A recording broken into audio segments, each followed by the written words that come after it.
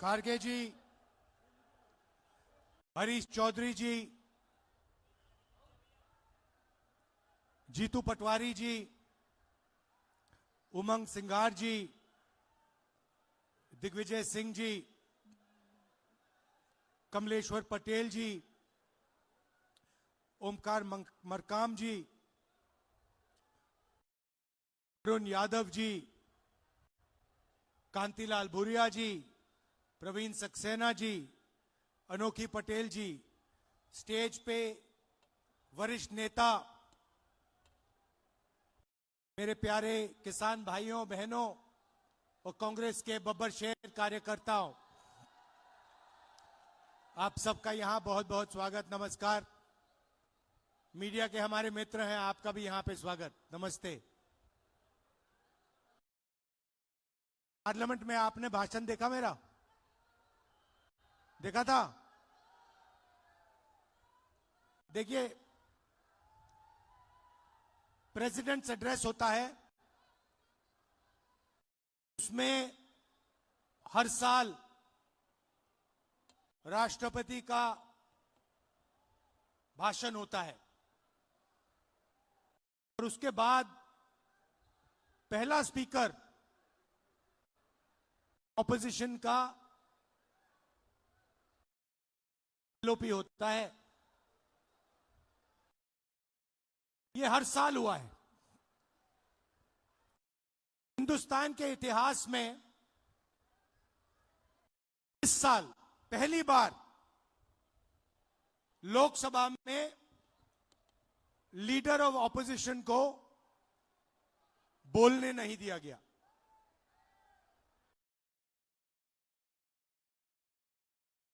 मैंने स्पीच शुरू की,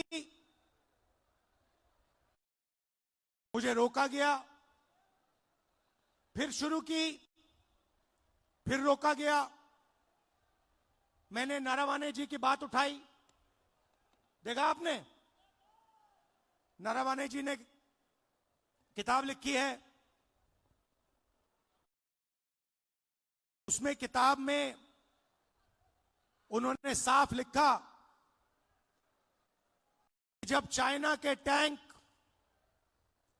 हिंदुस्तान की बाउंड्री के अंदर आ रहे थे तो उन्होंने राजनाथ सिंह जी को फोन किया और उनसे पूछा मेरा ऑर्डर क्या है। राजनाथ सिंह जी ने जवाब नहीं दिया। उसके बाद अजीत डोभाल को फोन किया कि चाइना के टैंक हिंदुस्तान के अंदर आ रहे हैं,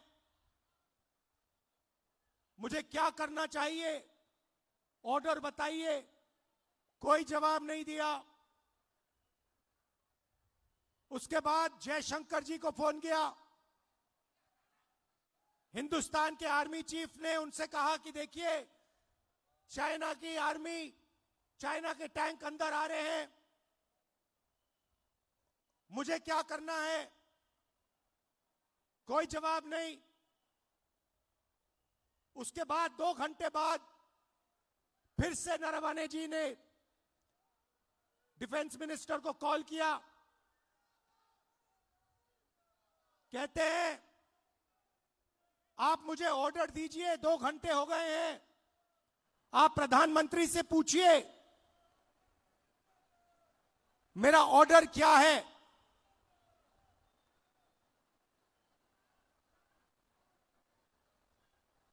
ये सवाल इसलिए पूछ रहे थे क्योंकि चाइनीज आर्मी पर फायर करने का निर्णय प्रधानमंत्री को देना पड़ता है। युद्ध का निर्णय आर्मी चीफ नहीं ले सकता है, वो मिलिट्री डिसीजन नहीं होता है, वो राजनीतिक पॉलिटिकल डिसीजन होता है और वो प्रधानमंत्री लेता है। चाइना की आर्मी अंदर आ रही है, हिंदुस्तान के आर्मी चीफ घंटों फोन लगा रहे हैं, कोई जवाब नहीं। उसके बाद राजनाथ सिंह जी प्रधानमंत्री को फोन करते हैं। प्रधानमंत्री ने आर्मी चीफ से बात नहीं की, वो छुप गए अपने कमरे में और रक्षा मंत्री से कहते हैं कि आर्मी चीफ को बताओ जो वो उचित समझे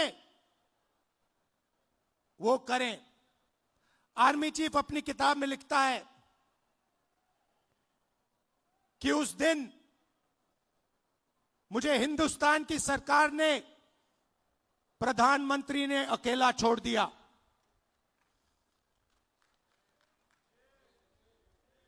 बात समझिए, आर्मी चीफ को जब ऑर्डर देने का समय आया, चाइनीज टैंक्स को रोकने का ऑर्डर आया, हमारे प्रधानमंत्री गायब हो गए। यह तो शुरुआत थी। पार्लियामेंट में यह बोलने की कोशिश कर रहा था,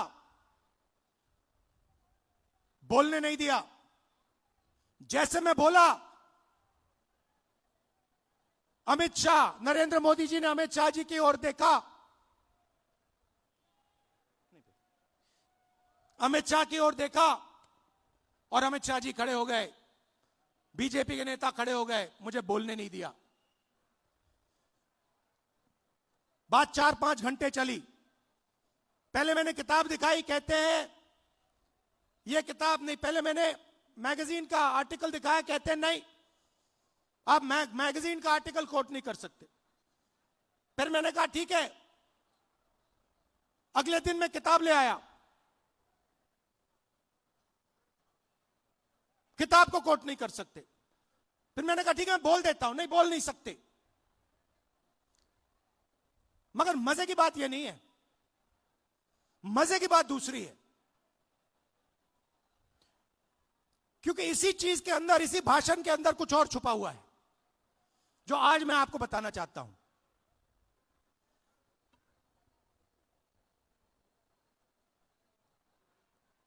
हुआ क्या,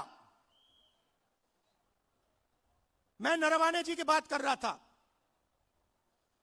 4-5 घंटे मुझे रोका, मगर बैकग्राउंड में एक और चीज चल रही थी। और किसान भाई आप अच्छी तरह सुनो, 4 महीने के लिए हिंदुस्तान और अमेरिका का जो समझौता है वो रुका हुआ था।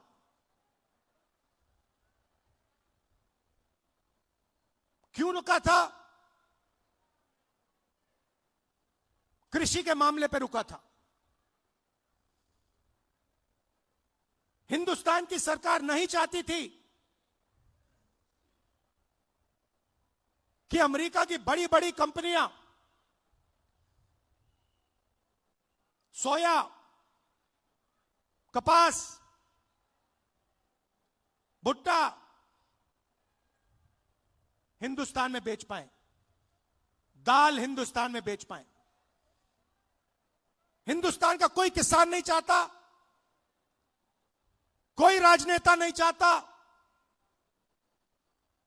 और हिंदुस्तान की सरकार भी नहीं चाहती थी। 4 महीने चर्चा बंद पड़ी थी।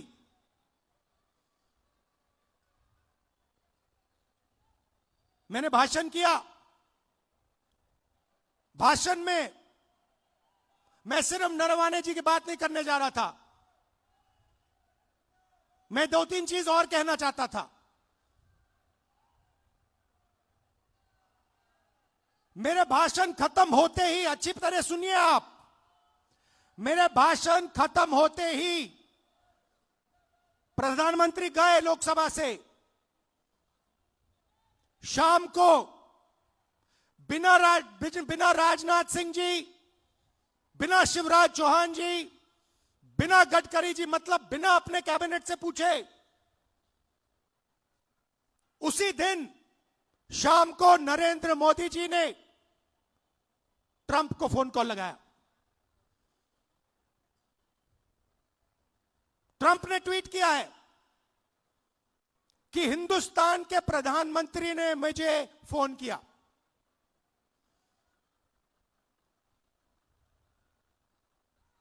हिंदुस्तान के प्रधानमंत्री ने मुझे फोन किया और कह दिया कि यूएस इंडिया डील को मैं साइन करने को तैयार हूं। मैं आपसे पूछना चाहता हूं, यह 4 महीने डील रुकी हुई थी।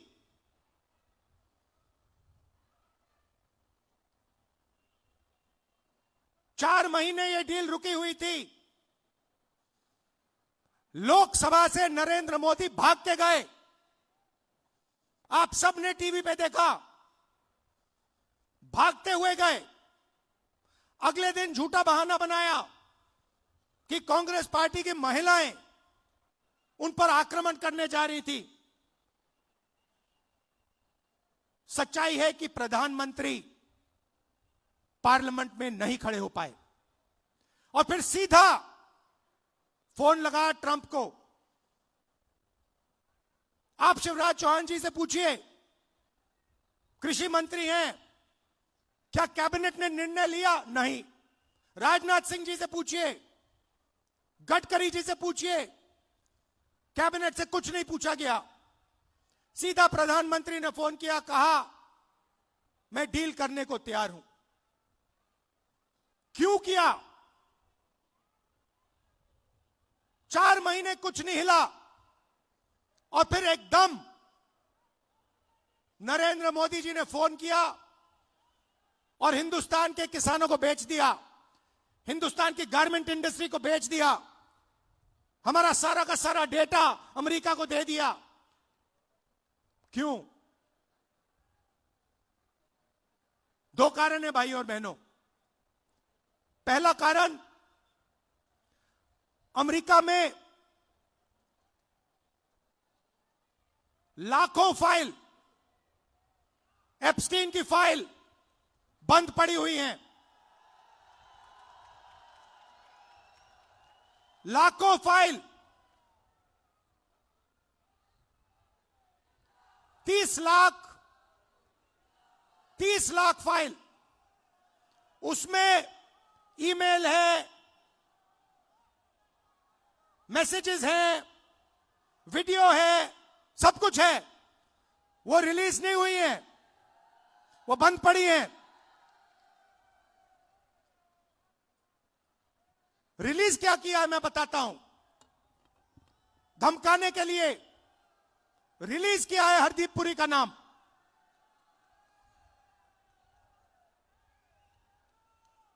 वो मैसेज है कि भैया अगर आपने हमारी बात सुनी नहीं तो फिर उन फाइलों में से माल निकलेगा।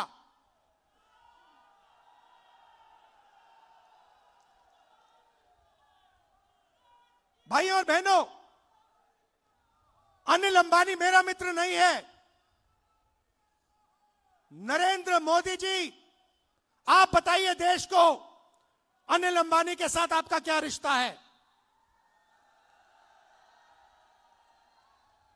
अनिल अंबानी एप्स्टीन फाइल में है, हरदीप पुरी एप्स्टीन फाइल में है और एप्स्टीन फाइल में और भी नाम है जो अभी छुपे हुए हैं। पहला कारण ये। और दूसरा कारण, और भी खतरनाक कारण, मैं भी आ रहा था, गाड़ी में आ रहा था, मैंने देखा अदानी आईसीसी, जहां भी आप देखो अदानी का नाम है। देखा आपने? एयरपोर्ट, सीमेंट, जहां भी देखो। भाई और बहनों, ये जो अदानी है, ये कोई मामूली कंपनी नहीं है। ये बीजेपी का, नरेंद्र मोदी का पूरा फाइनेंशियल स्ट्रक्चर है।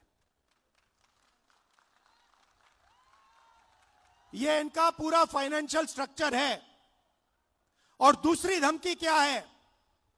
दूसरी धमकी है कि अमेरिका में अदानी जी पर क्रिमिनल केस है। शायद आपको मालूम नहीं है, मगर अदानी जी अमेरिका नहीं जा सकते, यूरोप नहीं जा सकते। डरे हुए हैं कि अगर मैं हिंदुस्तान से बाहर गया, अमेरिका गया, मेरे ऊपर क्रिमिनल केस है, मुझे अंदर कर देंगे, पकड़ लेंगे। भाई और बहनों, अमेरिका का केस जो है उसका लक्ष्य अदानी नहीं है, उस केस का लक्ष्य नरेंद्र मोदी है।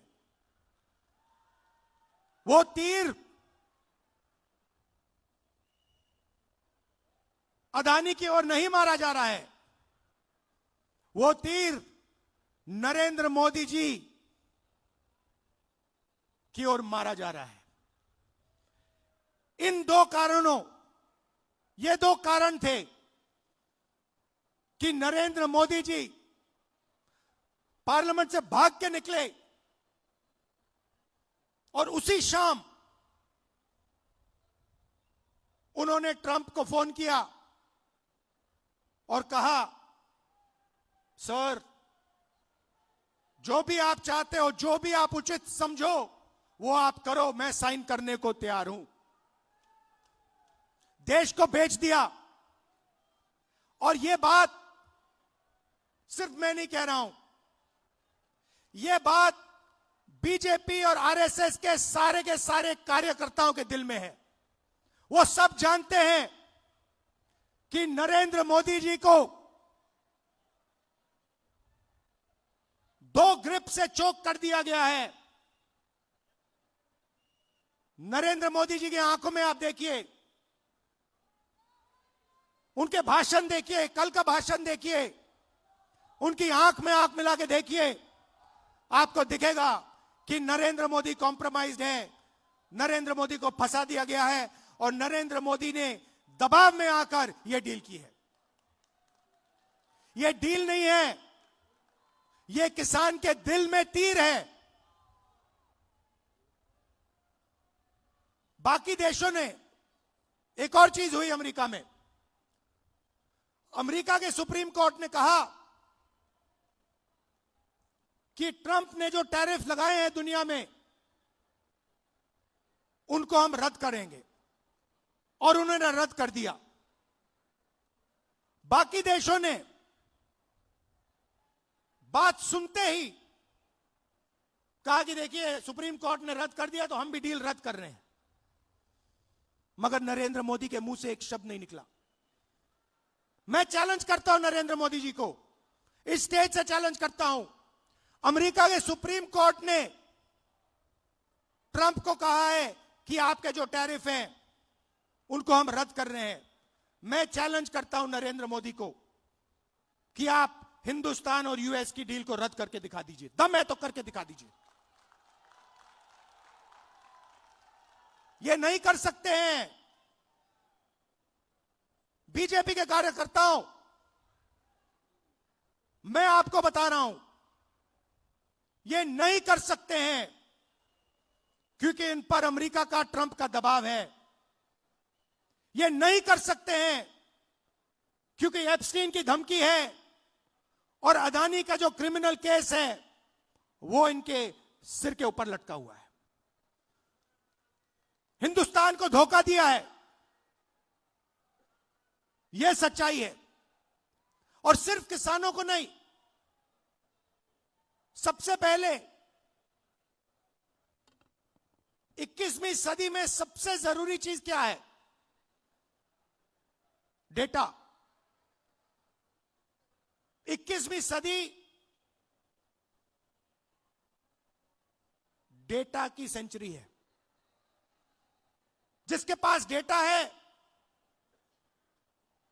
वो जीतेगा, जिसके पास डेटा नहीं है वो खत्म हो जाएगा। सीधी सी बात है।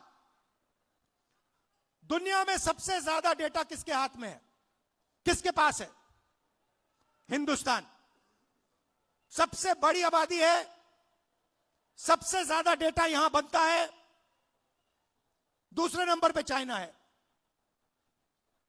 हिंदुस्तान के डेटा के बिना चाइना का मुकाबला अमेरिका नहीं कर सकता है। बात समझिए, आपके डेटा के बिना अमेरिका चाइना का मुकाबला नहीं कर सकता है। और इस डील में छोटी सी स्क्रिप्ट में पीछे नरेंद्र मोदी ने हिंदुस्तान का सारा डेटा अमेरिका के हवाले कर दिया है। किसानों को खत्म किया, हमारा डेटा दिया, टेक्सटाइल इंडस्ट्री उसको खत्म कर दिया। और उसी के एकदम बाद अमेरिका कहता है देखिए हम तो बांग्लादेश को मदद करेंगे, बांग्लादेश को तो हम टेक्सटाइल में 0% टैरिफ लगाएंगे। हमारा यहां पे मिनिस्टर कहता है कि अगर हिंदुस्तान अमेरिका से कपास खरीदेगा तो हमारे ऊपर भी टैक्स 0। हम अमेरिका से कपास नहीं खरीदते हैं, कपास हमारे यहां उगाया जाता है। तो हमारी पूरी टेक्सटाइल की इंडस्ट्री खत्म हो जाएगी।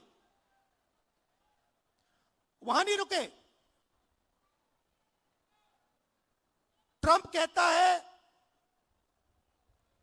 कि हर साल हिंदुस्तान को 9 लाख करोड़ रुपए 9 लाख करोड़ रुपए का माल अमेरिका से खरीदना पड़ेगा